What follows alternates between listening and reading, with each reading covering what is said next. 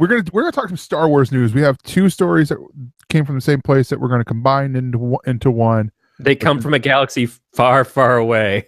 Yes. A long last week ago. Yeah. And I should preface this by saying I have still not seen anything on Star Wars: The Last Jedi. I am doing my best to go in blind, so You're going in dry for the Jedi. exactly. I'm saving myself for The Last Jedi. But no, so two things that they announced on a conference call last week that Disney CEO Bob Iger announced is that Disney is developing a live-action Star Wars TV series that will be exclusive to Disney's new streaming service. Now, we could talk about the streaming service all we want, but we'll save that for when there's more to it, because right now we're hearing a lot of rumor and speculation. But the service, which is set to launch in 2019, the series, Star Wars series, will be joined by 3 other live-action shows based on Disney properties. One of them being Marvel, one of them on Monsters Inc. Monsters Inc. live action thing? I don't see that one working. That one has to be animated. And then the third one based on the High School Musical franchise. All of these are safe bets. All of these, honestly, all 4 of these seem like enough to get the right amount of people to subscribe to their service. But the question I have for you, Corey, is what do you want to see out of a live action TV series set in the Star Wars universe? It's a question of how much of it is stars versus different planets. How much of it can they film in Atlanta, like Walking Dead, and try to make it look like different stuff? And I don't know. Well, to be fair though, Guardians Volume 2 was filmed in Atlanta and London. Right. Yeah. And the first of the new trilogy was filmed in London. Yeah. They've done a great job with this. One of the things that I remember as a kid was there was the Star Wars made for TV stuff based around the Ewoks. There was a couple Ewok movies made for TV, and it was very easy to do because they were just all out in the redwoods. They were probably filmed out here. I've never actually checked, but it would make sense since this is where Lucas Arts and everything is, and we just happen to have a lot of those trees. We've waited a long time for a Star Wars live action TV series. It's been talked about since the prequels came out. It was certainly something that we wished for as kids before the prequels, but after the prequels all happened, it was like, oh yeah, they're going to do a Star Wars for TV at some point, and they kept saying it, and then we would get cartoon series here and there, and we got the original Clone Wars by Genndy Tartakovsky, thank you. And then we got the 3D animated Clone Wars by somebody who doesn't have any respect for the stuff that came before him. And we've got the current series, which I hear is quite good. I'm interested to see what they do, but this is more interesting to me than the next series of films, because the next series of films, we kind of heard that after episode 9, there is potential to still continue with the characters like Rey and Finn. It's one of the other things that I've been hearing lately, is that those characters might continue on, but they just won't be episode 10 or whatever. It'll be something else. And maybe that's what this is. I want to get as far away from the Skywalker Kenobi clans as possible. Yeah, I agree with you. Like, honestly, the Skywalker saga would be great to end at 9 movies. Yeah, and if Rey is turned out to be relative to one of those clans, I'm not against that. It's just, and I certainly wouldn't mind seeing more of Daisy as the character and John Boyega as his character. I like these characters. I like these people, these actors who are portraying them, and I like their stories so far. But I keep aching for Star Wars to be more. You know, it just feels very tight for something that is supposed to be space opera that should be huge. And I don't want huge, like, I don't want it to be like Game of Thrones where there's just so many fucking characters thrown up all over the screen and you have to keep track of everybody's dumb goddamn names and like, wait, who's this guy again? Who did he fucking kill or kill and fuck or whatever word they do that on the show? I don't want that. I want coherent, followable storylines, but I want it to be about the greater universe and not necessarily. I know a couple people. Beat actually said this in the chat when he first posted it. Is like Knights of the Old Republic or get the fuck out. I don't necessarily need that, but I understand the appreciation for that because that is an exciting time for fans of these stories and their histories. But there's just so much potential, and I wouldn't mind a fucking Farscape style show with Jim Henson's Muppets doing this shit. I mean, that's the Star Wars that I grew up with. You have that cantina. There was just so much potential in that one room. That's what made Star Wars exciting. And yeah, lightsabers are awesome. But you know what's awesome also? Not having lightsabers all the fucking time. Yeah. Here's something I want to throw to you as a possibility. And also this will tie in with the other story. Because there's Rian Johnson, the writer and director of Star Wars: Last Jedi, is set to create a new Star Wars trilogy, an all-new Star Wars trilogy that they said is going to be separate from the episodic Skywalker saga. He's going to write and direct the first episode or the first movie in this trilogy, and then oversee the other two. You know, maybe write them or something like that.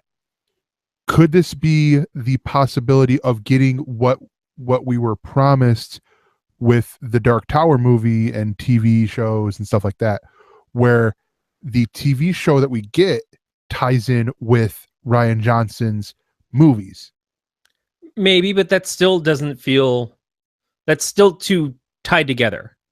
You know, I want, if you've got a whole fucking I mean tied together, not like okay, we got the same actors, but because with what I'm getting with that, with hearing him, you know, it's going to be something set in the, you know, it's in the Star Wars universe, but it's not focusing in on anyone named Skywalker or no, Kenobi, but I mean, or whatever. but it's still like, I don't want them tied together with each other. Yeah, I don't mind a new trilogy that is its own series of stories that are all tied in together because that makes sense. They're a trilogy, and I don't mind a TV series that's all tied together because it's a fucking TV series. Unless you do the every season is a new storyline like American Horror Story or whatever. I don't mind any of that. It's the, oh well, I get a movie, season of a TV show, movie, season of a TV show. I'm not looking for that giant epic tale. I want a giant epic universe that has a lot of tales. And yes, you can have some crossover. You can have some, like, this character shows up in this thing and Sin City the fuck out of it. That's fine.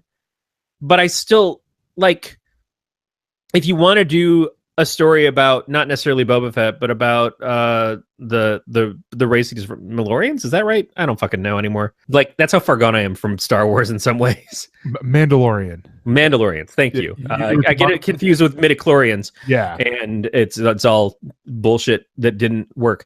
But if you want to follow the Mandalorian ideas and stuff, or having character that's like that, it's kind of like Firefly. It's the joke that they did on the Cleveland show about Firefly is when you have a ship full of Han Solos, then it makes Han Solo not special.